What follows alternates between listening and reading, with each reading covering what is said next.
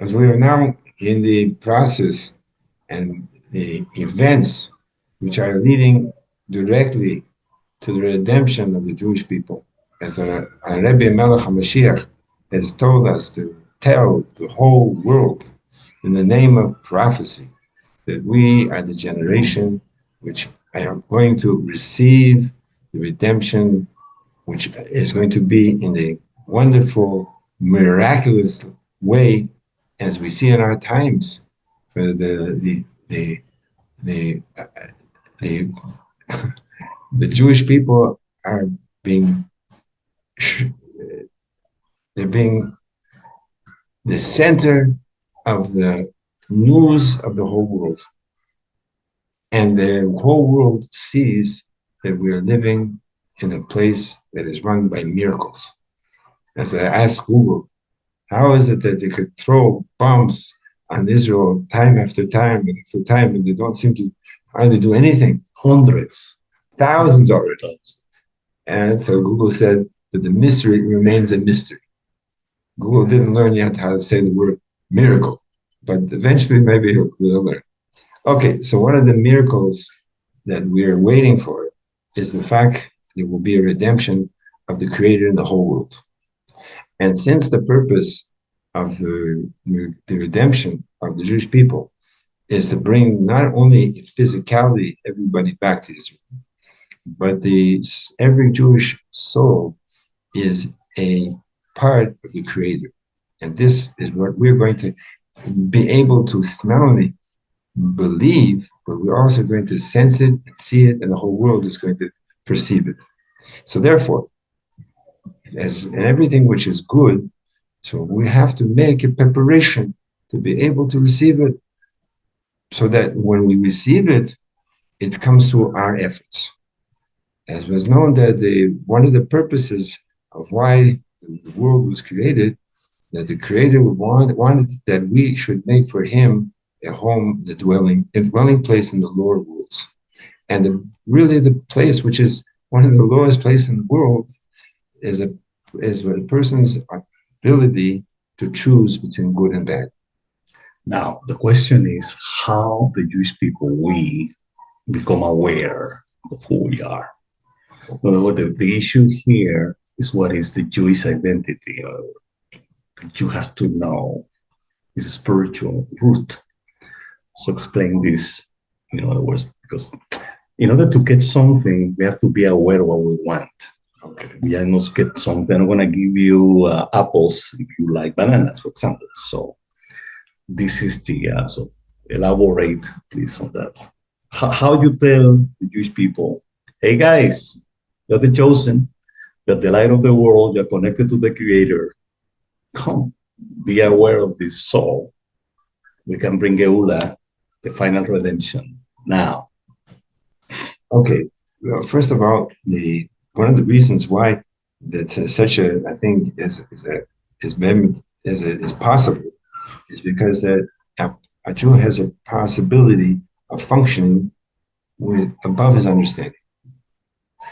And since that the soul of a Jew is part of the Creator, so therefore he has a natural desire to cleave to the Creator, a natural desire not to be separate. So therefore, there's a basis which we're standing on, which has to only be revealed. Where is the place where it could be revealed? Is in the place of understanding. Maybe it's better maybe than when we're talking, I can see. Okay. When we're talking to the public. Okay. So then. Yeah. When somebody was watching it, we make them part of it. Oh. Okay. So since every Jew has a soul, and that soul is nature desires to be part in return to be part and one with the Creator. So therefore, everybody has the ability to be able to reveal this idea by Him. So how is it possible? That's why we were given the part of the Torah which is called the inner parts. just like a person has his physical body, and he has inside himself a soul. So too in the Torah, which we received from the Creator, there's the other parts, which means the other parts of the Torah, which we have to know how to deal with what the will of the Creator is. But the inner parts, which have to deal with the identity and the understanding of what the soul is about, what the creation is about. All these things, when a person becomes aware of them, so then it becomes easier to him to be able to connect into it. And this goes together also with our time that the Rebbe has asked that we should learn the concepts of the redemption of Mashiach. So our head brains will also be able to perceive and see that what's going on around us has to do with the process of the redemption. Okay, so now to be able to get into this, there is a long discourse from the Rebbe Rashab, the Sholom, which is it's called the Hemshech Ein Beis, the long discourse of the year 19. Late 1800s. Yeah, from 1912. I think 1912. Lubavitch Ein Beis is 1912. So it runs from 1912 until 1916. It runs about 4 years. So he spoke these discourses, and afterwards they were written, and became one of the most enlightening discourses of Chassidus that you have there's nothing that sort of comes close to it. But the concepts have to be dealt with, and sometimes they're new concepts. And sometimes when you have a new concept, it takes a little time until the brain gets used to it. So that's why we're going to go slowly. Okay. So this mimer begins with every mimer, every discourse begins with a question that has to do with something in the Torah. And we're going to start with the first, when the Jews received the Torah. So actually we should say, I guess we're starting on the mimer, which is called the Chag Shavuot, the holiday of Shavuot, right, which was began in 1912. Okay, so now the Rebbe starts with the question. We know that before Hashem gave the Torah to the Jewish people, he went to the nations of the world and asked them if they would want to have the Torah. And each one decided that it's not for them.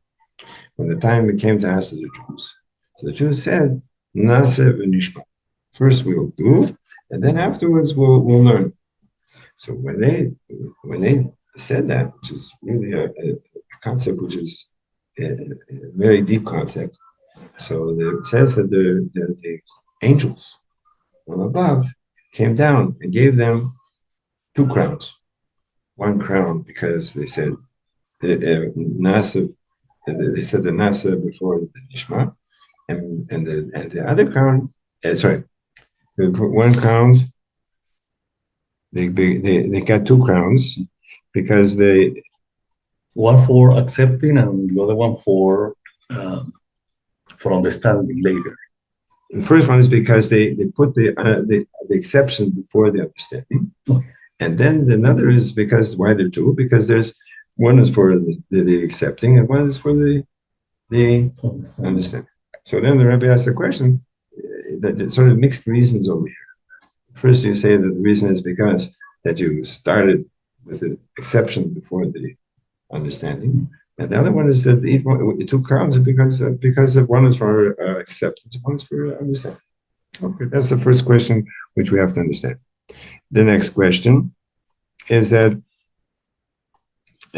that's when we see that these crowns were given by the angels. And in another place in the Medrash, it says that the people of the kingdom, they give to the king 3 crowns, and then the king. We say kabosh. So the king took 1 on his head, and he gave 2 to his children. So here we see that the king gave, not the angels gave. Okay. Then the next question which he asked is that we find that we find in Pirkei Avos that it says there are three different crowns, right? The crown of kingship of Torah, the crown of the Kahuna, and the crown of the Torah, the priesthood, and the crown of kingship. And it says that the crown of a good name is above all of the other ones. And so there was the question that arises when you first told me there's three crowns. So now you tell me that the three are really four. So why don't you count the fourth crown?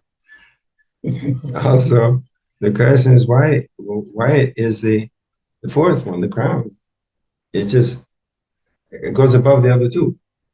Why is it different than the first two crowns? Okay, so now the Rebbe goes in to explain that what are these concepts of the crown of Torah and the crown of we know priesthood and the crown of kingship. So it said that these are, as we know, that they're different. It's called kavim. The different approaches to how blessing comes into the world. And there is a blessing of what's called chesed, which means there's revelation. There's what comes in the world through restriction, which restriction doesn't mean that it's a punishment. Restriction means that to be able to have something to be accepted, you can't give everything in one shot. Like you said, that the rain is considered, it goes through restriction. That each drop falls separate from the other drops, so that it can be useful.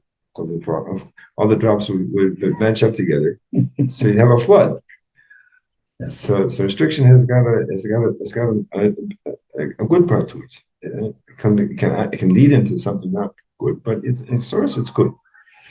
So that's the revelation is the kahuna, the priesthood, and the restriction is the kingship. It's in different levels. Kingship is the different explanations, but the simple matter is, if the person wants to speak, he has to restrict. Can't. Yeah, it's interesting because the idea of kingship is, a synonym is for rulership, to rule. Meaning that when you rule, there are laws. That is right. You rule, then that's a very good. You were talking about the restriction that you're talking about, because we live in this restricting order in order to make goodness. Right. So people can't live together without respect. Imagine if you that's like a Buddha aspect, right? Kingship aspect, right? It's like the same way someone wants to explain that you don't mess with the king. Don't mess with the king, and also the fact that there's a rule, people have a security. They feel secure. Well, imagine you drive on the road that doesn't have. Or living in chaos. You don't live in peace when there's chaos. Okay, so if you want to drive on the road and there's a white line. So if you want to go over the hill, you don't have to worry about going over the hill because there's a white line. There's no that the cars are going to come on the other side. But if there won't be no white line, so you quick toe and nudge to go over the hill. So there's an advantage to it. And then they have the level which is the Torah. As the Torah is a combination of they have to put the concepts together and to reveal something which is in greater. Okay. So now. Okay, so now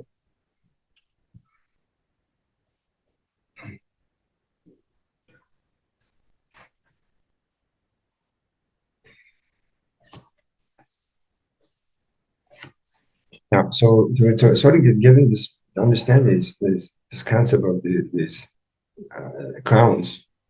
So I have to get into the definition in Hebrew. What is the concept of a crown? And there's been three different levels over here of what crown is about. Mm-hmm.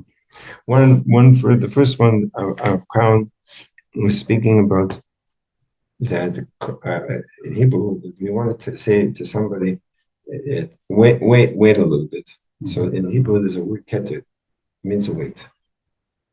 In other words, when we want to say somebody when to say to somebody to wait, it's not that it's a negative thing. It's because the whatever revelation wants to be accepted, the the goof the entity which wants to accept is not ready. You need to be able to have the proper vessels to be able to receive. So when I say keter means that, and I'm telling you that wait, it's a good thing which wants to be revealed, but you're not ready yet. At many different levels, you can understand it. Even simple letter. A child wants to read a book. Yeah. So you have to learn. It has to be ready. So that's the first concept of keter. Keter is a level of revelation which is above the revelation to be able to be revealed to the Lord. Okay. The second explanation of the word keter, the crown, is the simple meaning. The crown again is something which is not part of the regular clothes of a person. Yeah. It's something which is removed. It's above. It's a separate thing. So that it's there, but it's separate. And then we're going to say the keter is even more. The keter is a kind of concept that an example of keter is when a person wants something.